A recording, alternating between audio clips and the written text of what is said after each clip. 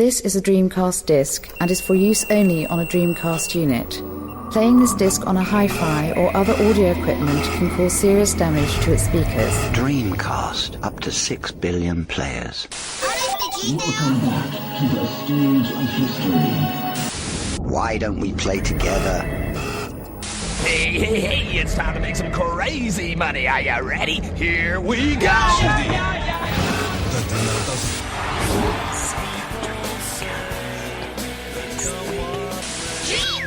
Please stop this disc now. Hello and welcome to episode 50, that's half of 100 for those who don't know, episode 50 of the Dreamcast Junkyard DreamPod. My name is Tom and I'm joined by three exquisite co-hosts. We have Mr. Mike Phelan. Hello, Mike. Hello, Tom. We have Aaron the Gaggerman Foster. Hello. And we do actually have a new team member with us. His name is Damon Philman. Welcome to the team, Damon. Thanks, guys. Nice to be here. Damon, the floor is yours. But tell the lovely audience who you are and where you've come from, basically. Who is this new mysterious person that has appeared on the world's premier Dreamcast podcast? So, I'm from America, guys. I live in Philadelphia, which is in a state called Pennsylvania. So first off, I've been a huge fan of the website probably since its inception, and a huge fan of the podcast. So I have a background in journalism, a degree in journalism. My work exclusive to gaming. I've done plenty of regular news pieces for National Public Radio here in the States, as well as a ton of local newspapers. But I've done a lot of work for a website called SegaAddicts.com, which is just a fan website that expands the entire Sega library, in addition to XBLAFans.com, which at the time was a fan site dedicated to Xbox Live Arcade, which I was a huge fan of for many, many years. As you know, the Dreamcast released here in the States on 9/9/99. I picked it up the day it was released. I was probably about 13 or 14 at the time. And there's just something about that console that really resonated with me, and I've been a fan ever since, and I'm just really impressed with how much support the console still gets to this day. And I think I attribute a lot of that to the Dreamcast Junkyard and the work that Tom and the staff has done. And I've always thought about reaching out to you, Tom, to see if I could lend my support. I do have a writing background, so I'm really happy to join, and hopefully I can provide some insight that maybe I'm more of an American viewpoint. I know you have staff that are from the States, but look forward to working with you guys. So it's really cool to have you on board. I must say as well that of all the people who pester me on Twitter, you were probably the most vocal, asking about when new episodes of the DreamPod were coming. So thank you for that. You are now part of the inner circle. That's the only downfall, I think, is I can't tolerate the sound of my own voice, so I probably won't be listening to the podcast anymore. But, yeah, so I have the same problem. I haven't listened to a single podcast I've been on. The thing is, when I have to edit these, I have to listen to my own voice, unfortunately. Yeah. So I've kind of gotten used to my own horrendous drawl. But yeah, it's great to have you on board, and I'm looking forward to seeing what you come up with. I am a fan of Sega Addicts. I have frequented the site, multiple times in the last couple of weeks, and also XBLA fans. I'm aware of that site as well. So you've obviously got a good background when it comes to writing about games and Sega in general. So yeah, welcome. We always start the podcasts by going around the room and asking each other what we've played and what we've picked up in the recent weeks. Obviously, there's not been a new episode of the DreamPod for about a month now, just because we've not really had time to get together and do this. So that gives us all, plenty of time to have picked things up and played new things, either on the Dreamcast or on other consoles. I've not really bought that much stuff for the Dreamcast. I've played with quite a lot of current gen stuff. I'll go first and explain a couple of things that I've been playing on the Dreamcast. I've picked up Fire Pro Wrestling D, which is the 2D sprite based wrestling game. I've never played it before yesterday, and it's really cool. Really, really good animation. Has anyone else played that? Yep. Yeah, I've got that as well. Do you have trouble wrestling with the menus? Yeah, because it's all in Japanese, so I can't tell what's what. I just keep like hitting buttons and then eventually come to the character select screen. I was quite impressed to see that there's loads of like WCW and WWF wrestlers in there. Yeah, they've with, like, the practically names crammed changed. everyone into that. Yeah, it was really cool. Has that series ever released in the UK? I know we've never gotten it in the States, but I've always been interested in it. I think the Game Boy Advance one came out here, Yeah, but I you're think right. that's kind of it. Maybe the PS2 one. I'm not I think entirely there's a sure. PS2 one as well, wasn't there? Yeah, but the Dreamcast one certainly didn't release over here now. Interesting other things that I picked up Dreamcast related. I actually won an auction for a clear blue, like, you know, replacement aftermarket case. It's not an official one, obviously, but it was really nice. And I want to get rid of all of the white shells on my Dreamcast, you know, because they're all starting to look a bit tatty, even though they're not yellowing anymore after that whitening thing on them. They all look a bit kind of knackered, so I'm just slowly but surely replacing the shells on them, the ones that work. Right. And the last thing that I got, which is Dreamcast related, was one of those VMU key rings that we did an article about recently. Did you see those? The little acrylic. Oh, yeah. I pointed them out to you, didn't I? You did, yeah. A friend of mine that made those, so... Yeah.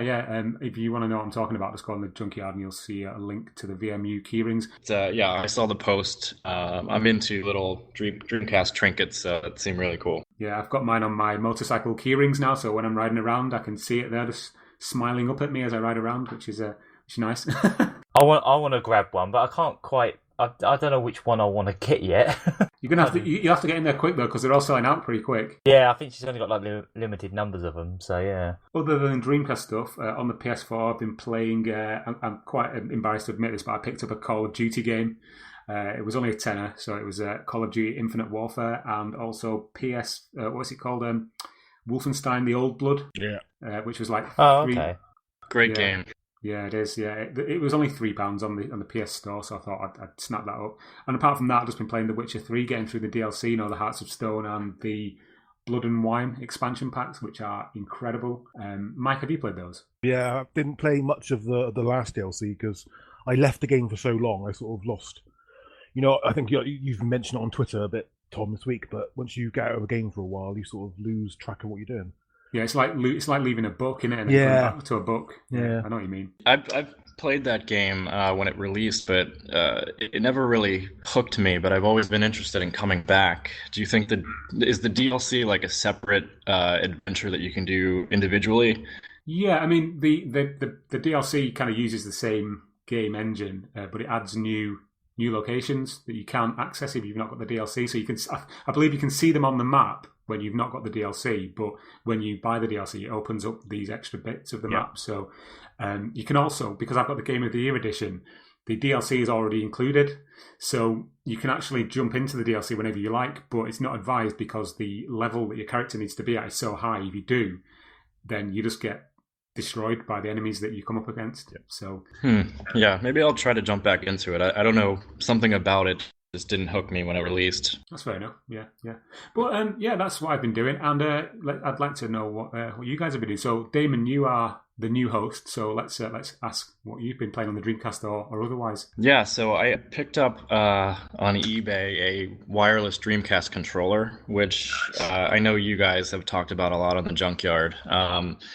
That has really gotten me back into the Dreamcast. So I also picked up a copy of Record of Lodoss War, which is an anime Diablo clone, basically, that I've heard a lot of good things about, but I never had an opportunity to pick it up. And it is great. You know, the Dreamcast hardware is fairly limited, but the things that they pull off in that game is wonderful. So I'm a huge Diablo 3 fan, and I'm surprised at how well it replicates that style of gaming. So I've been playing a ton of that. I also picked up Horizon Zero Dawn on PlayStation 4, which is an open world game that's sort of similar to like a Far Cry, but you're sort of battling these mechanized dinosaurs all over this huge landscape. Wonderful game. I highly recommend it. And outside of that, I've also picked up a game on the Nintendo Switch called Thumper, which is a rhythm sweet action game. I love that game on the PC. Great visuals. It's sort of the way I would describe it is it's oppressive. It's difficult. So it's sort of like a Guitar Hero, but you're using a controller and you're just hitting buttons aligned with what is sort of speeding across the screen. It's very scary, isn't it? Yeah, it's you wouldn't expect that from a rhythm game, but it's like a rhythm horror. It is. There's like a boss fight at the end of each stage, and it's great. It's hard to sort of explain how that game functions, but the visuals and the music, which is heavily percussion based, is fantastic, and it really works well on the Nintendo Switch. I actually had a version on PlayStation VR that I really enjoyed, but I liked it so much that I picked up a second copy. Yeah, I'd probably double dip on that as well. Yeah, I highly recommend it. Aaron, have you got a Switch as well? Not yet. And Mike, have you got one? I have not, no. No. Also, you are the only Switch owner here at the moment, Damon. Too expensive for me at the moment. Yeah, that's the only thing that stopped me from getting one, to be honest. It needs to have a game thrown in with it. Yeah, there's really not much to play at the moment. I mean, Breath of the Wild is obviously great, but outside of that, there's really only like 2 or 3 titles worth picking up. But if you can find one, I think it's a great device, and I'm hoping that more third-party games get released on that system. Just the idea of having it handheld mobile versions of big AAA titles is really exciting. So we'll see what happens. Maybe at E3 we'll learn more. I really want to get one just for Puyo Tetris, mainly at the moment. Yeah, great game. I'm interested to see what Nintendo actually shows at E3. Obviously, by the time this podcast goes out, E3 will have been finished, but be quite interested to see what they have to show. Anything else you've been playing, Damon? No, that's it. I'm trying to pick up a copy of Cannon Spike for Dreamcast, but same here. Sort of eludes me. I can never find a copy that's reasonably priced. So if you guys want to send me a copy, if you have an extra, please do. But otherwise, I'm not going to pay. I could send you a CDR. That's true. I could. Yeah. Cool. Okay. And Aaron, what have you been doing? Dreamcast wise, I've picked up a couple things. I've got my hands on I don't know how you pronounce it. Cypharia 2, The Will to Fabricate. Oh yeah, Cypharia. Yeah. It was not cheap, but it was not as expensive as it can normally be, so I was quite happy to get that. Plus I've got a monitor now that lets me rotate the screen so I can do nice. Portrait mode. Yeah. Tata mode, yeah. Yeah, Tate. I always thought it was pronounced Tate myself, like so did Tate Gallery. Until somebody else said it on another podcast, and I was like, that's how you pronounce it. So yeah, I've been enjoying that one. It's got that really cool mechanic where you sort of like dance around the bullets. You sort of do like ballet around them, and you get like these like when the bullets go really close to you, it's called like a buzz. So you're like getting little buzzes off all the bullets, and it like powers up your attacks. It's got it's a really nice, unique mechanic to it. Another game I picked up in the last month was Neo Golden Logres. It's like a pinball game. Yeah. I know what you mean. Yeah. Yeah, it's not too bad. I mean, I think the main problem with it is it's kind of hard to see everything because it's like really zoomed out. It's like the full table is on the screen and most of the screen is just the borders. Right. So it's a bit hard to make every little, bit out of like the tables, but it's not too bad. It's kind of got an interesting thing where instead of having a certain amount of balls, you actually have like a health meter. And each time you lose a ball, that health goes down. And I think it also times down as well. It's got a timer on it. So you can potentially you could probably go on for ages if you just manage to... because when you hit things, that the health goes up a little bit. So the more points you get, the longer you can last. Yeah, it's a weird name, isn't it? I mean, is it based on an anime or something? I have no idea. And the cover's really bizarre. It makes it look like some old, like... Dungeons and Dragons, a role-playing game. It's just got like some lady on a horse and a crow. Yeah. It's very exotic and weird. Yeah, that's how we like it. Especially weird import Dreamcast games. You can't beat them. Oh, definitely. Yeah, I'm always trying to find the weird ones. Anything on like current gen? Not so much current gen. I've been playing some stuff on Steam. I played World to the West, which is like a sequel to Teslagrad. Don't know if you know that one. The name rings a bell, but I'm not overly familiar now. The sequel, World to the West, is more like a 3D top-down kind of Legend of Zelda style, but you've got like 4 different characters with their own abilities, It was pretty good fun. It took me about 20 hours to get through the whole game, but that was quite fun as well. It was a bit like you had to go around the houses a bit with all the characters because like they would block off areas that only certain characters can get to. So you spent a lot of time like sort of going all around just to get to this bit that's right next to you.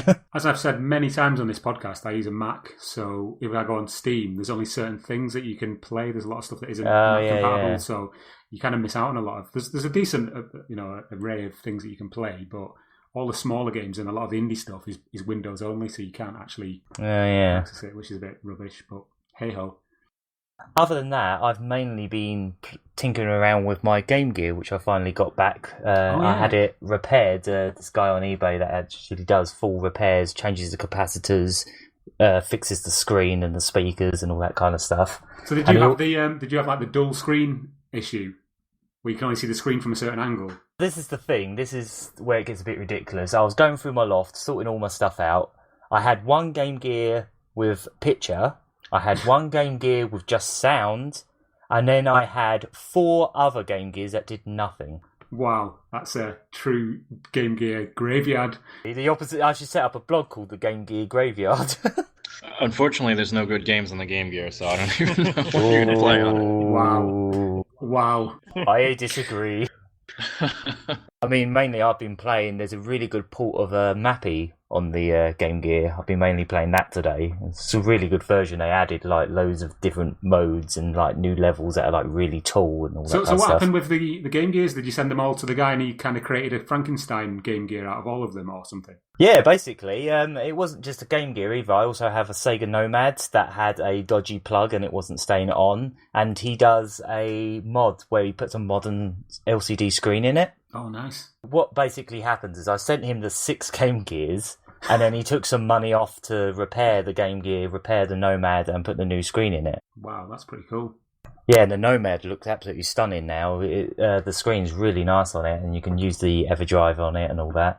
Oh, well, so you've basically got every single Mega Drive game ever made in your pocket on a nice pretty much screen. If you could be bothered to put like 6 batteries in the thing. Well, yeah, there is that. Yeah. I mainly just have it as like a little, it's just a cute little gimmicky thing, and kind of like the Nintendo Switch, you can actually plug a normal Mega Drive 2 SCART into it and just play it on the TV as well, and it's even got a controller port on it. So yeah, mainly just been playing a load of Game Gear games. Yeah, awesome. Mike, last but not least, hello. Enlighten us. What have you been doing? Well, it's been quite a long time since our last podcast, so I'm trying to think what I've bought on a Dreamcast. There's a game I've bought, which I think we might be talking about a little bit later on, so I'll leave that for later. Yeah. Picked up a couple of Japanese games. I'd love to say I played them, but I haven't played them yet. US Shenmue. Picked up a copy of US Shenmue, which is the American... It's a Japanese release, of the American... Oh yeah, that's really weird. I've seen that. When you open it up, isn't it literally just the American discs and stuff inside, but they put US on them? Yeah, it is. It's a weird sort of way of doing it, because you'd think they'd have at least sort of a Japanese style disc, but it's not. It's an American style disc with the US. It's really odd as well, because why would the Japanese want the English dub, like the terrible English dub? I think that's the question that many people are asking. It's an odd game, but it's a nice game. I mean, it's similar to how they did Sonic Adventure International, where that made more sense because they actually fixed a load of the glitches in the Western version. Yeah, Corey Marshall, if you are listening, that's just the view of Aaron, not of the Junkyard as a whole. I don't know. It's got a charm to it, you know. I actually prefer playing it the dubbed version because of that. It makes it feel like an old like an old kung fu movie. Yeah. Where the camera just zooms in on someone's face as they're about to start speaking or something. Yeah, exactly. That sort of cheap, that corny, like badly dubbed stuff. I think that adds to it myself. And a couple of other games I picked up as well. Do you want to check out what they are? That's how exciting I was by picking up some cheap Japanese games. It's mostly been modern gen stuff. So I picked up. 'Cause I know Tom's a big fan of the genre as well. Dirt 4, which is the latest of Codemasters racing games. Nice. Picked it up on. How is that? It's good. It's got some problems. A few crashes today, and not from me driving into a tree. I mean crashes as in crash. Oh, blimey. So a few crashes, a bit buggy, but no, it's good. It's a decent rally game. Oh, did you get it on the Xbox then? As opposed to the PS4, yeah? The controller's much better on Xbox One. It feels like a proper. I think. I love the D-pad on that controller. Yeah, well, I've got an Elite controller, which is is because I bought it. It came with the show off. Well, I actually bought the controller with the they had the hybrid console, which had the SSD in it as well.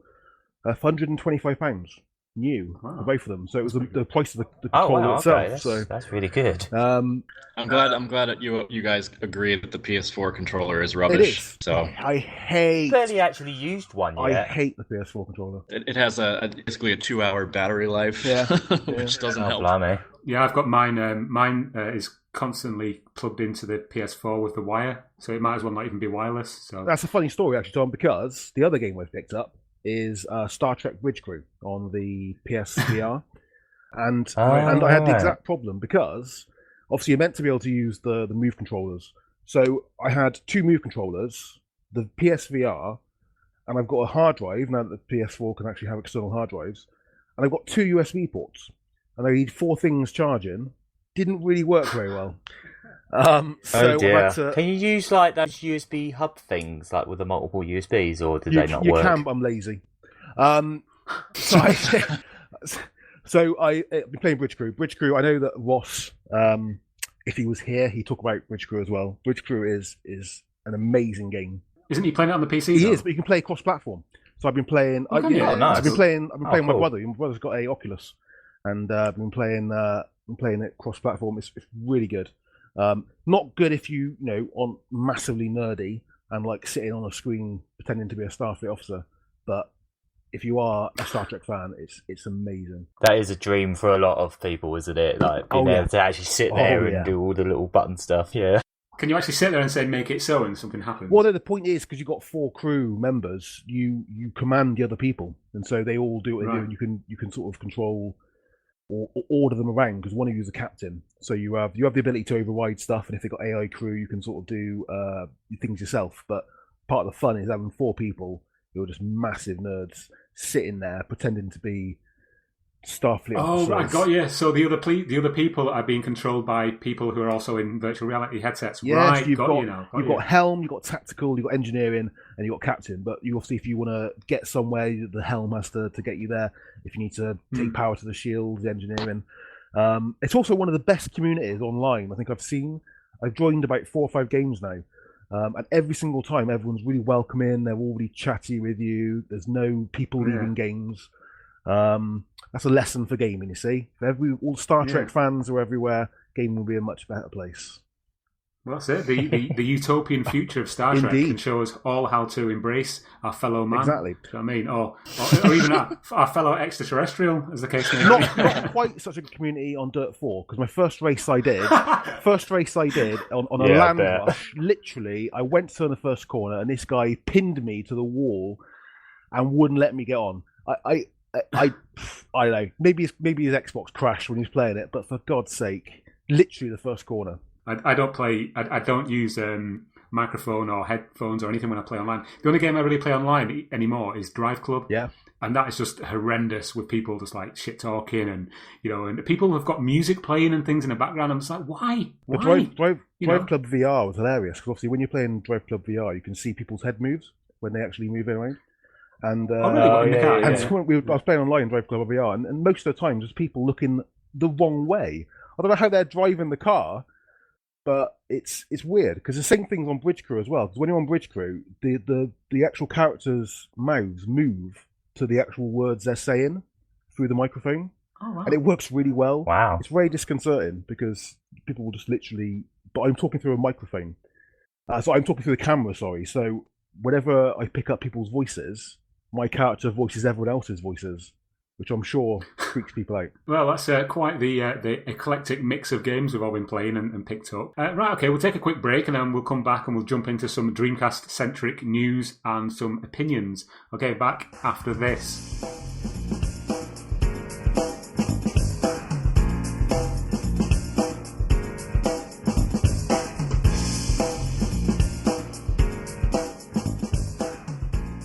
Hello, welcome back. You are listening to episode 50 of the Dreamcast Junkyard DreamPod.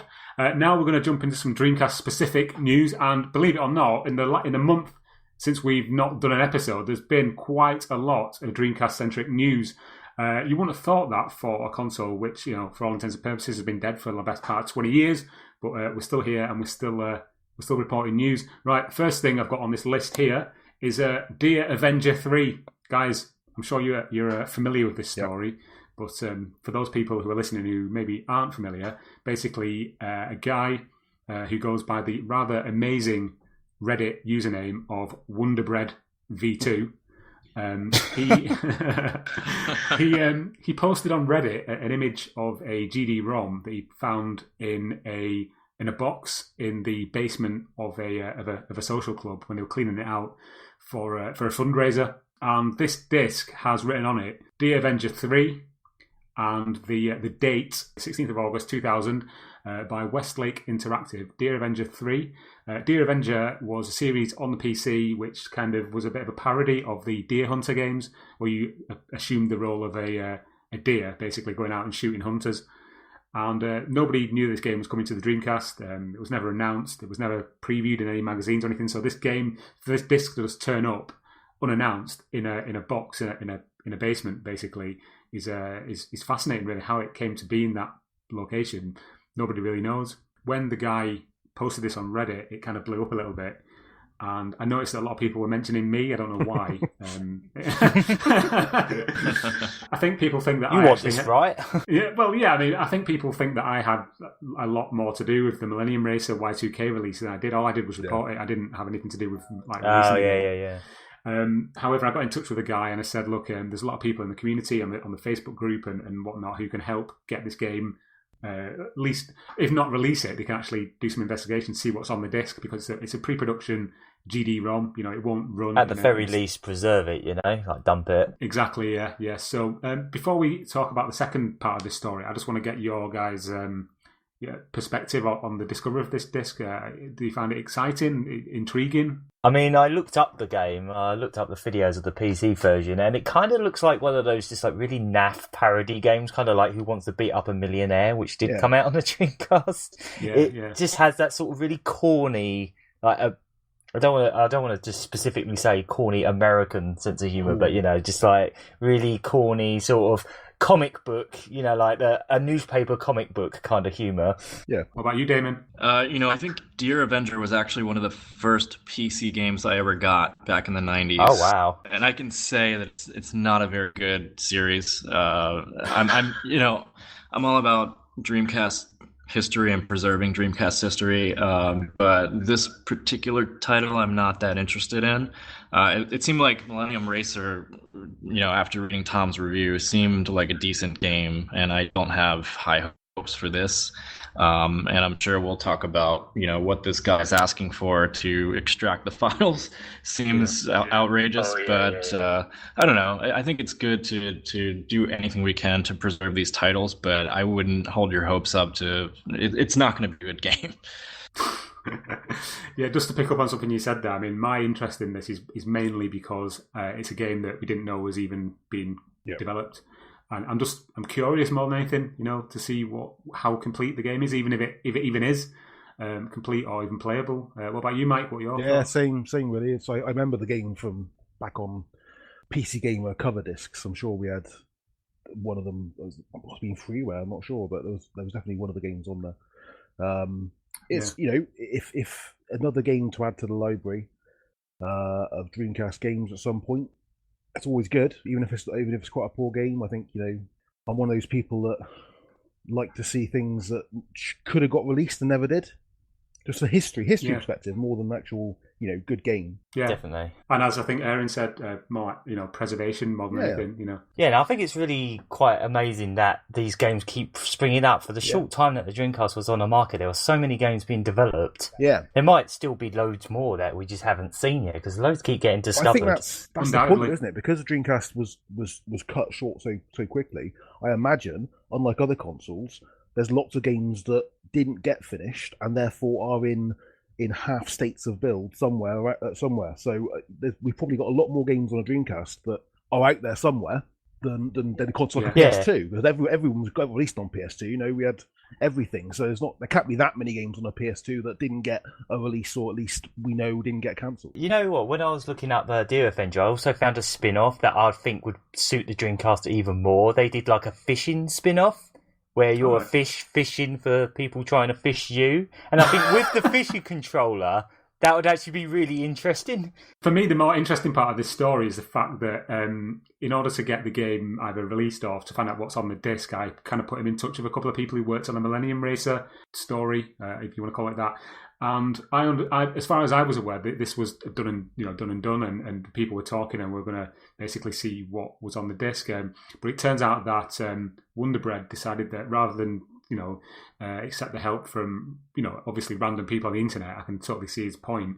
He wanted to create a GoFundMe to raise money to buy a system disc and a Dreamcast and all this kind of thing.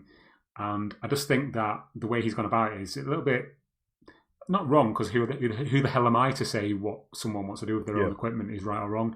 But I don't know, it seems like rather than accept the help of the community and just basically get this game out there and see what it is, wants to maybe be solely responsible for releasing a Dreamcast game. I don't know if that sounds right, but and he wants $1,000 for it. It just seems exploitative. I mean, I'm not tech savvy, but $1,000 to extract files from a disk, I don't know.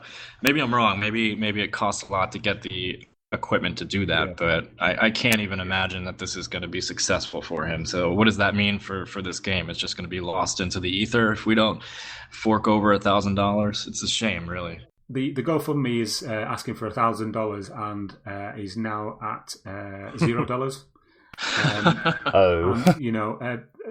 Again, I'm going to say this now, just in case people are, taking what I'm saying wrong. I have no ill will against Wonder Bread at all. He's totally within his rights to do with what he wants with this. Fine, it's perfectly fine. But the help is there if he wants it to be investigated further, shall we say? I think it'll be interesting to see what happens after the GoFundMe fails. Presuming it's going to fail. Well, GoFundMe doesn't have a finite time on it. They'll get bored at some point and decide it's not worth it anymore. He did actually comment on the article I put up on the Junkyard saying that he's working with somebody to try and get it that's good. released. Oh, so okay. That's good. Yeah, that someone would reach out to him and offer the service for free. That's the best hope, right? Yeah, including the guy who actually extracted the Millennium Racer files, a guy called Jack Lewis Cake. He's involved now in some capacity. Is it just me, or all these people that keep finding these unknown Dreamcast games got bread or bakery related usernames? No, that's a good point, actually. Yeah. Also, how are people finding these things? I mean, where do you go to find this stuff other than looking in basements and things? I don't know. Anyway, but yeah, best of luck to Wonder Bread. Hopefully, we'll see the game released, or at least find out what's on that disc at some point in the near future. And if we do, then we will report on it as we want to do at the Junkyard. Right, let's move on to some more news. This is actually involving the Xbox One, and that is because an emulator is now in production for the Xbox One, which emulates the Dreamcast. It's called Win DCE 10. And it's been made by the same people who made the Nintendo 64 emulator for the Xbox One, which ended up really weirdly and bizarrely on the Xbox One marketplace last year, before it was spotted by somebody at Microsoft and very quickly pulled. The most interesting thing about this particular emulator for me is the fact that it's going to have what's called a turbo mode. And as I jokingly said in my article, could this mean that we get to play Sega Rally 2 with a consistent frame rate? It kind of smacks to me of, like on the PS4 Pro, you get the boost mode, which to my eyes doesn't actually do anything, because I've got a PS4 Pro and I haven't seen any evidence that it's doing anything. It's quite interesting. And I'd love to see what Microsoft do about this. I mean, I believe the only way to get this emulator onto your Xbox One S is to use the development mode. I see. But it'd be interesting to see how well this works. A lot of people have said, what's the point when you can just put it on a PC or whatever? But at the end of the day, does it need to be a point? No. It's just because we can. What's the point in games? What's the point in anything? Yeah, the question I would have is, do we even have a serviceable Dreamcast emulator on PC? Like, I know Sega Saturn, we never really had one, right? So, We're getting close. They're getting close. Yeah. but I don't think, if I remember correctly, for the N64 emulator, you couldn't, needed a development kit, but you could never actually play these things on your Xbox. I think it was more of a, you could stream them from Windows 10 to your Xbox. So I don't envision this ever being something that you can download directly from your Xbox. But I'm sort of skeptical about a Dreamcast emulators to begin with, because I know Sega Saturn never really got up to full speed. But so if there is one on PC and it plays perfectly Dreamcast games, that's great. But I'm not really hopeful that that's going to happen, that we can directly download that. 90% there. I think emulation on PC is pretty good. The ones I've got. What's the best PC Dreamcast emulator now? Oh, I can't remember what it's called. Because I know there's Rycast on, like, is it Android? Rycast. I can't remember. Because obviously, being a Mac user, I have to use all kinds of weird and wonderful things to get Dreamcast games running on. Rycast's the one's on the Android as well, isn't it? Yeah, that's right. Yeah. I never really pay much attention to emulation because of my computer. There's also DC Mule, I think it's called. Demol. Oh yeah. That's it. Yeah. One of them's quite good. I can't remember which one it was, but one of them also plays Naomi games, and I think they're also trying to make it work with Naomi 2 games and Atom's Wave games. So that's pretty good. I'm just waiting for the Xbox One emulator on Dreamcast. Oh yeah, that'll be good. Yeah. It'd be even better if you could just like put your Xbox One games into the Dreamcast and just play them. You know? Right. Yeah. Reverse engineer the Witcher GD-ROM. 3 at 1 frame per second. Yeah, there's no like release date or anything like that. You can keep an eye on the Xbox One EMU site if you want to get more information on the new Dreamcast emulator for Xbox One. As I say, there's no release date as yet, and I wouldn't imagine it will be coming out anytime soon, if ever, if Microsoft have anything to do with it. But yeah, it's worth keeping an eye on. Right, now we're going to move on to an opinion piece, if you will, and that is an opinion coming from the mouth of Mr. Mike Phelan, and that's the opinion on Orion's latest game, which is Escape 2030. Is it Escape 2032? 2042. Sorry, I'm 10 years out. God, I lost a decade there.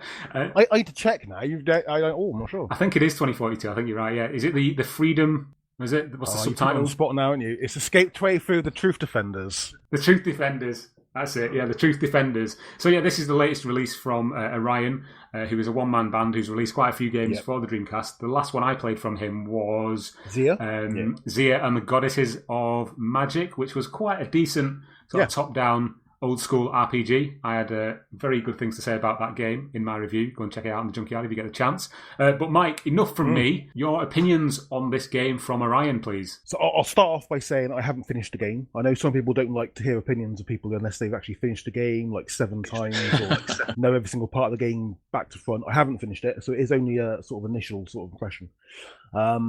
It's a very much like Impossible Mission on the C64 and 8-bits back in the 80s. Was that on the Amiga as well? Possibly. I never had an Amiga. I wasn't posh. But no, I didn't either. I just had loads and loads of copies of Amiga Power Magazine, and I'm pretty sure I think it was on everything, wasn't it? Everything 8-bit and early 16-bit. I think they had a copy.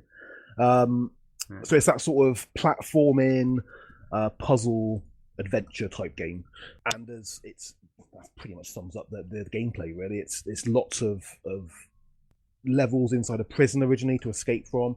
You go outside into other environments later on. There's a couple of mini games in there. There's a rappelling game, and there's a reverse shmup, which is escaping ships firing at you. But what we'll talk about mostly is the atmosphere and the way it's made. Orion's made some great games, and I think he's covered. We're looking at platformer, Myst-like adventure. We're looking at RPG. He's done quite a few, and I think this puzzle games as well. They're all really good for one man, pretty much doing all this. And Escape 2042 carries on that tradition. It's really well made. It's really smooth. It's got the look down perfectly. If ever a game sort of channeled that vision of a dystopian 80s future, I think this is perfect. It's like lots of blacks and greys and blues. It just looks really, really good. It's a little bit twitchy, so when you are jumping, it does feel sometimes like you're going back to the old, days of pixel perfect jumps. which I don't like because I'm terrible at games. But no, it's another. It's really difficult to. I find the game really difficult and quite hard to get through, because of the way it's pixel perfect, very much like Alice Mom's Rescue, which was again a very similar sort of thing. You do have instant respawning, so it's not frustrating massively. But yeah, the look of the game is fantastic. I'm just really impressed by Orion and what he's done on the Dreamcast, because in little over 2 years, he's released a fair amount of games, and it's they're really good. Yeah, they've been really busy. Yeah. The thing is, it's kind of tinged with sadness because didn't he recently announced on Twitter, I read this on SegaNerds.com, that he's like basically hung up his keyboard, as it were, as a developer for the Dreamcast, just because he doesn't sell enough games to actually sustain what he does. Because I know he does it in his spare time. It's not Escape his actual job. 2042 was on several platforms. They did a Mega Drive cartridge, they did a Game Boy cartridge as well. That was really the Game cool. Boy one. I haven't got a Game Boy, but it looked really, really cool. It's the kind of game which would perfectly fit into sort of Game Boy sort of style of platforming. It's a shame, really, because I mean he's got quite a lot of coverage from various outlets. Obviously the Dreamcast Junkyard is very niche. Obviously not everybody owns a Dreamcast. But the bigger sites, people like Nintendo Life, I'm pretty sure Nintendo Life reviewed Escape 2032 for the Game Boy. So it's not like he's not getting any exposure. But I'm just wondering if his games just don't appeal to the sort of the masses. Well, I'm wondering whether he might have a rethink at some point, because I know that Josh Prod, the guys who released the PAL versions of those 5 indie games, how long ago was that? A month ago now? It wasn't long ago, was it? Yeah. I know that they are potentially looking into getting more Dreamcast releases in future. I've actually I can't say anything now, so hush.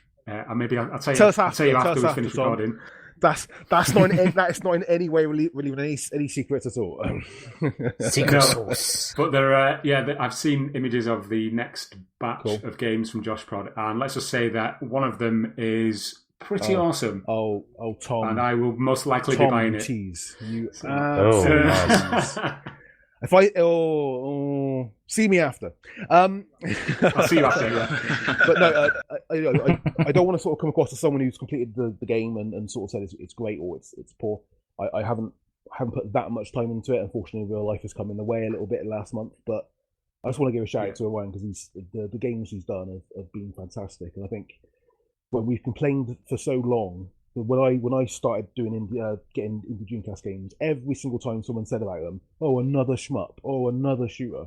And in the time he's released games, he hasn't released a shmup, and he's not necessarily getting the credit I think he deserves. So it's a really good, really cool game. If you have memories of the 80s and memories of thinking the world's going to end in the 21st century, which could still happen, in a bleak, horrible future, then this game is perfect. If that's not a selling point to a game, I don't know what is. Does he pay out himself to manufacture the discs and the cases and all that kind of stuff? I think on the last one, obviously, Escape 2042, he must have done, because I don't see anyone else involved publishing-wise. I know the first couple...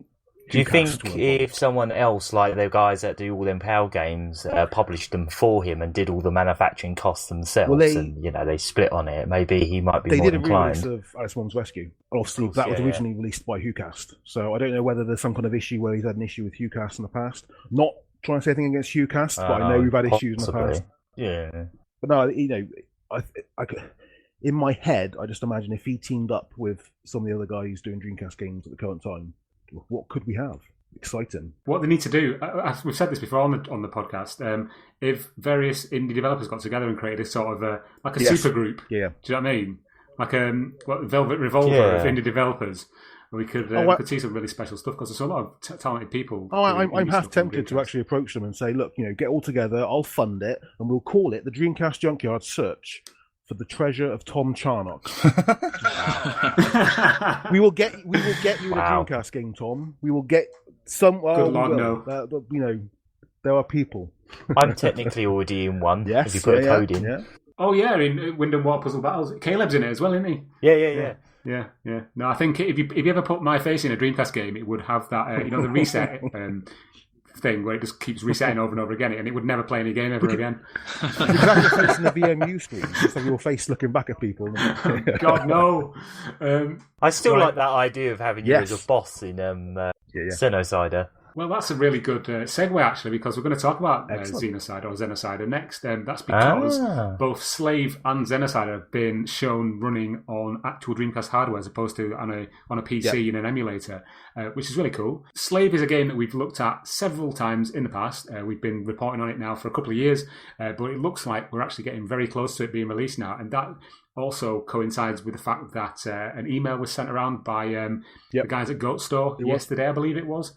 Just explaining that they're doing the final bug hunting on the final build of the game, and hopefully we're looking to go gold, as it were, inverted commas, on the game in the next couple of months. So we could very well be seeing Slave coming soon, and also Xenocider again. Those guys at Retro Summers have been working. They were tweeting yesterday about working through the night on the game, adding new levels, music, all that kind of thing. I know that they worked really hard on what they're doing, and they had a bit of a setback when the Kickstarter failed, but they've bounced back, and Xenocider looks as good as it ever did. Really, it looks like a really, really cool. Glad they didn't let that Kickstarter fail. Just make them give up or anything like that. Yeah. But any thoughts on what you've seen so far from Slave or Xenocider? I think Slave looks great. I know you guys have said it time and time again, but I'm happy that we're getting more than, shmup releases. The only thing I would say is the Dreamcast controller isn't great. It only has one analog stick. So I think playing first-person shooters is a little bit difficult. So hopefully they have mouse and keyboard support. I don't know if you guys... Yeah, they do. Yeah, they've added loads of different controller schemes. I think they're even saying they might do twin sticks. That's right, yeah. Yeah, so it looks great. And Xenocider, I was really disappointed that the Kickstarter didn't succeed, but I'm happy that they're still working. Same. Yeah, I wasn't a huge Space Harrier fan. I don't know, seeing run on Dreamcast hardware is really impressive. Gorgeous visuals. It looks like a lot of 3D indie game on the Dreamcast. It's not something I don't think that's ever happened yet. Other than what was the first-person shooter? The one that was like Payday. Oh yeah. That's still in the works, isn't it? I think. Yeah. Well, no, I think they've basically. There's a long story behind that. If you go on some forums, there's a long story. Okay. I wasn't aware of that. It's a bit the murkier side of the Dreamcast indie scene, I think. I remember there was like a 2.5D fighting game years ago that was being made as well, but that obviously got cancelled as well. That had all 3D. The one I'm thinking of, it was cel shaded, cartoony characters, but they were full polygonal 3D characters. But I can't remember the name of it now. That was an indie game. I've never heard of that. Yeah, it was quite a few years back now, ages ago. But they put out one video of it, and it just sort of disappeared. Wow, I didn't know about that. I'll have to look into that one. There's also Intrepid Izzy from Senile Team. Oh, I'm really looking forward to that. That looks fantastic. I love the graphic style of it. And I love the animation. Yeah, it looks fantastic. And also, I mean, the other game they did was Rush Rally and the recent Reloaded, which are both fantastic. And that game is absolutely brilliant. Yeah, really, really good. So, there's quite a lot to look forward to in terms of indie games for the Dreamcast. And again, those games that I'm not allowed to say anything about, which are coming soon. There's loads. I know Scott put something up on the Facebook page about this is how many Dreamcast games we've had this year, and it's just ridiculous. One more PAL release in terms of case, and it'll be the highest PAL releases since 2002. That's crazy, isn't it? Yeah. Wow. How have they been getting all those PAL cases? Have they been making their own ones, or have they just been grabbing a load of Virtua Strikers or UEFA Strikers and just binning the manuals and stuff? I could tell you, Aaron, but you'd have to kill you. All right. Tom holds the patent for something, obviously. No, that's what I think. I think they must be just buying up copies of Choo Choo Rocket or something and just putting the new. Didn't Watermelon do their own pressing of their cases? Did they? Their ones were custom built, I believe. So could they not be? I don't know. I haven't examined the case, but could they not be leftover ones from that? I'm not sure. I think the Dynamite Dreams one might be a custom one as well, but I'm not entirely sure. Yeah, I think someone's probably destroying Game Gear somewhere and turning it into PAL cases. The circle of life. The circle is complete. Just to confirm as well, Tom, I've got on my list, because I'm always doing this. I've currently got 14 Dreamcast games upcoming in the next couple of years. Blimey, more than the PlayStation 2. What was that? More than the Vita? Yeah. Nah, there's still loads coming out for that in Japan anyway. Yeah. Lots of anime girl games. Yeah. That's the thing with the Vita, isn't it? It's like a lot of the games now that you see on the shelves, certainly in Game and places like that, they're all like 2D kind of dating sims and things. And yeah, I think the one I saw most recently was literally called Drive Girls, and it was like girls that turn into cars. Awesome. that sounds just awesome. came out here. It actually looks kind of hilarious. Well, the only thing I'm playing on my Vita at the moment is The Walking Dead, and that's from 3 years ago. Yeah. Oh, the Telltale game? Yeah, it's really cool. You played it? Yeah, I didn't get into season 2, but the first season was great back on Xbox 360. Yeah. Yeah, it's really cool. The Vita version you can tell it's kind of struggling at times, to keep the game running because the frame rate kind of gets a bit dodgy. Or that's kind of Telltale games in general, though, isn't it? On anything. yeah. Actually, that said, I've been playing. I know we're going off topic slightly, but I've been playing. Is it Tales of the Borderlands? Yeah. That's pretty good. That's quite good. Was that free on PSN? I think it was free. It was, yeah, last month. Yeah, it was. I've downloaded that and Life is Strange. I will play them at some point. Oh, mate, play Life is Strange. It's brilliant. Life is Strange is really cool. Yeah. Anyway, let's get back to Dreamcast. And while we're talking about modern games, there's a bit of a buzz around the internet at the moment about a new Seaman game coming, due to the tweet from the guy who actually created the original Dreamcast version, just with a lot of guys with t-shirts saying "Don't panic," basically, which is the. See, I thought "Don't panic" was what they had on the cover of the Hitchhiker's Guide to the Galaxy. Yeah, it is, isn't it? Yeah. So it could technically be a Hitchhiker's Guide to the Galaxy game. We don't know. That'd be awesome. with a frog with a human's face looking at a gramophone. Yeah. That pretty much sums up Douglas Adams. That could be from Hitchhikers. Yeah. It could be. There could be a page we missed. Yeah, guys, what's your experience with Seaman? Aaron, I know you did a full YouTube series about this game, didn't you? I love that game. Honestly, I know it's tedious and you have to do a lot of just clicking buttons and all this kind of stuff, but the conversations and the confusion with the conversations, because it doesn't always work great. I've played through that game in its entirety about 3 or 4 times. Didn't you have issues with it not understanding your accent or something? One particular thing that happened in our Let's Play of it was when he was asking me what I do as a job, I said stuff like animator, artist and stuff like that, and he just kept going, "Are you a politician?" And I just kept saying, "No, I'm not a politician." And then eventually he just went, "Oh, well, I guess you're a politician." I was like, "Oh, for God's sake." But, Aaron, a politician would say no. Mm-hmm. So maybe, Yeah.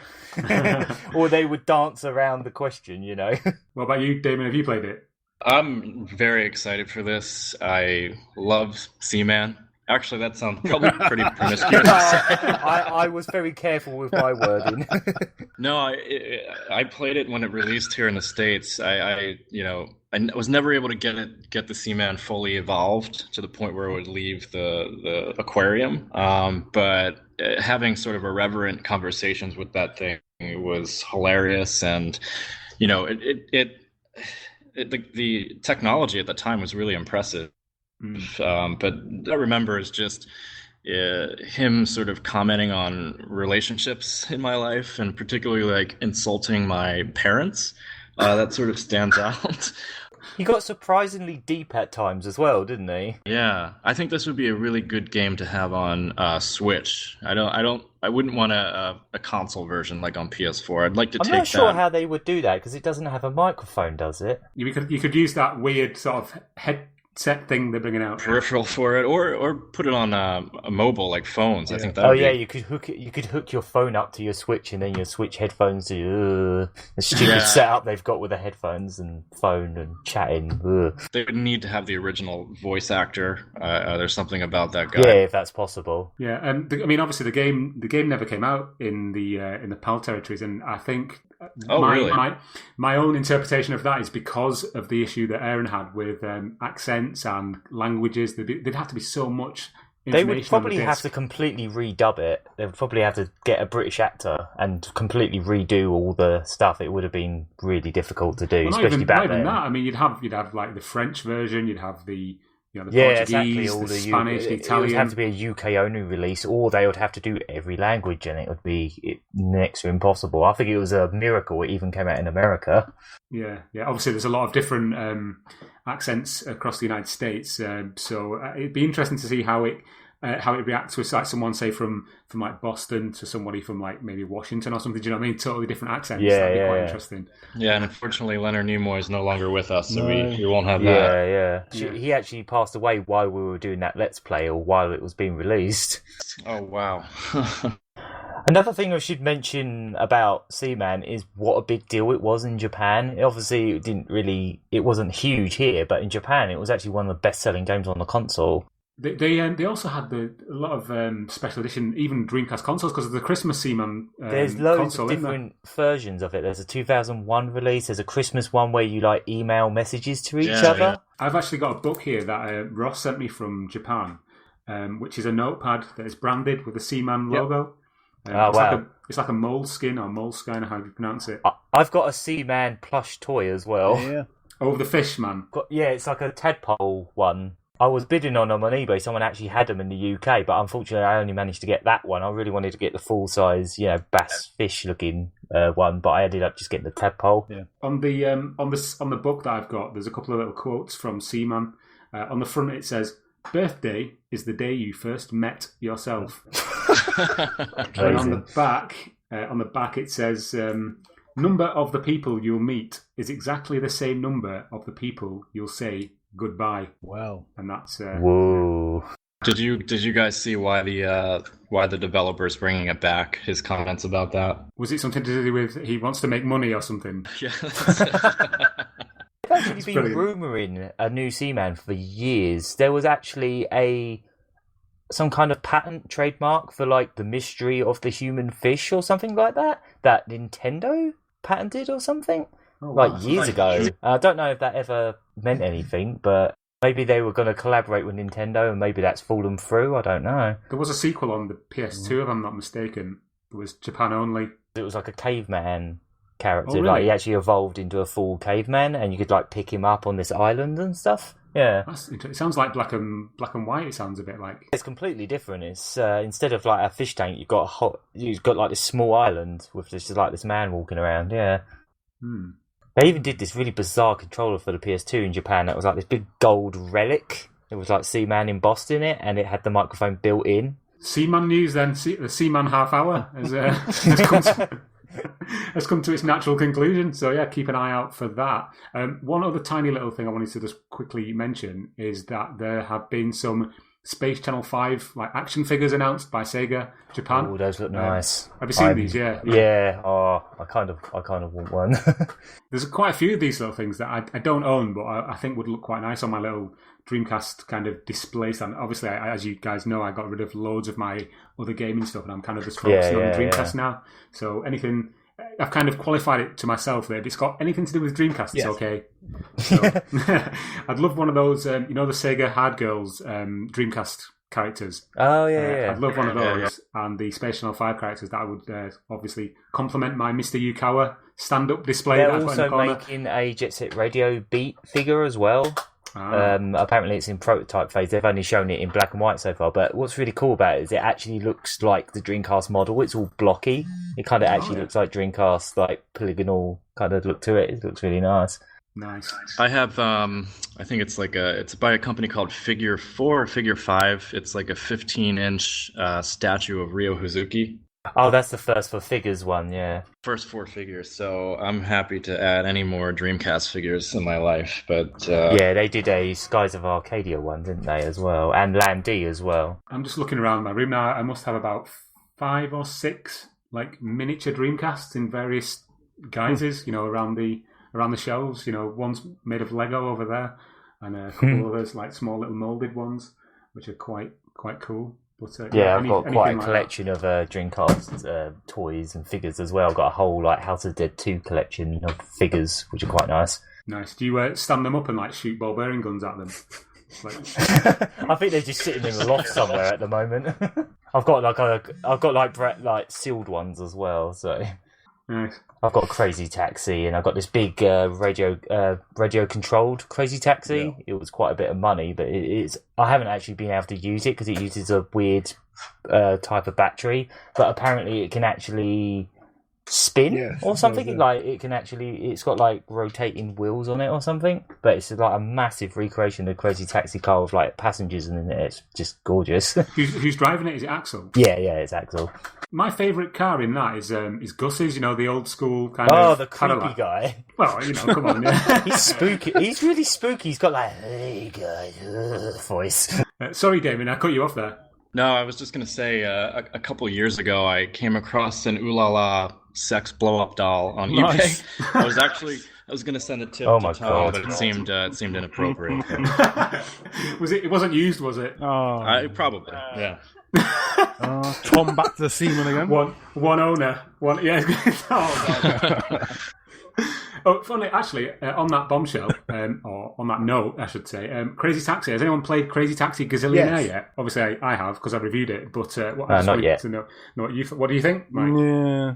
It's weird, isn't it? It's like it carries on going in the background, and then I didn't play it for like 5 days. I just tapped on it the other day to log back in, and it was like, you've made $18 billion. I was like, right? Yeah. I've heard that the writing is really stellar, isn't it?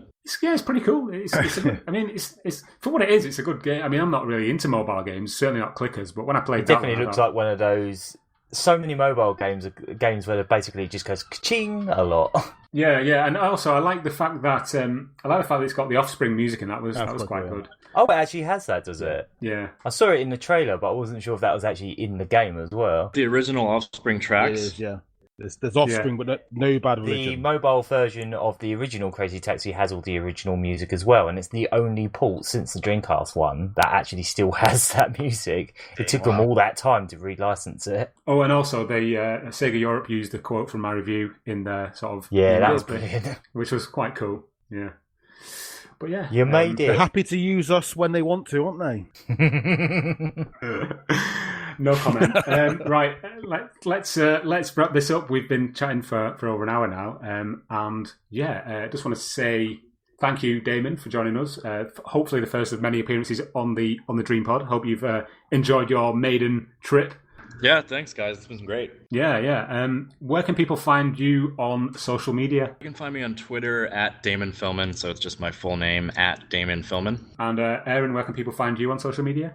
You can find me at The Gagger Man or Lucky Hit Series. And what about you, Mike? Twitter, /_turnip. I am on Twitter at Tom Lee C, and we are all together on Twitter at the DC Junkyard. Also on Facebook, facebook.com/the Dreamcast Junkyard. That's our page. Our group, which is actually blowing up right now. We're getting close to... Yeah, it really is. Is it 4,000 members? Something like that. It's gone crazy lately. It's really cool. And do you know what as well? I just want to give a shout out to all the people in the group, because where we did have issues early on with people like trolling each other and arguing, it's kind of become a bit of a community where everyone's kind of just has a bit of a laugh rather than arguing. So I'm quite pleased with that. You know, it's quite a friendly group. So if you want to join the group, it's just groups/Dreamcast Junkyard, or just type the Dreamcast Junkyard into the search box on Facebook. And if you're not a spam bot, then you'll get approved. That's the only criteria that you need to join. But yeah, it's really cool. So please feel free to join in the conversation. It's almost like a forum rather than a group. But yeah. Also, thank you very much to our Patreon people who donate $1 a month so we can keep the podcast going. Well, I say that we've not been here for a month, but we're going to be back much more regularly now. Hopefully, we're looking at a little bit of a format change as well. But we'll announce that maybe in the coming days or weeks on the actual main site, so look out for that. But yeah, just remains for me to say thank you to you guys for joining me on the podcast, and also to you, the listener, for continuing to support the site and Dreamcast in general. So yeah, give yourselves a big round of applause. Right, yeah, there you go. No, I can't do that with push to talk.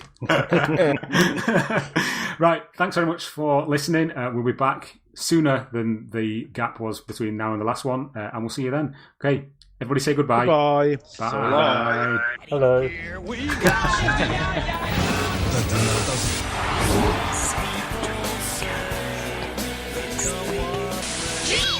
Please stop this disc now.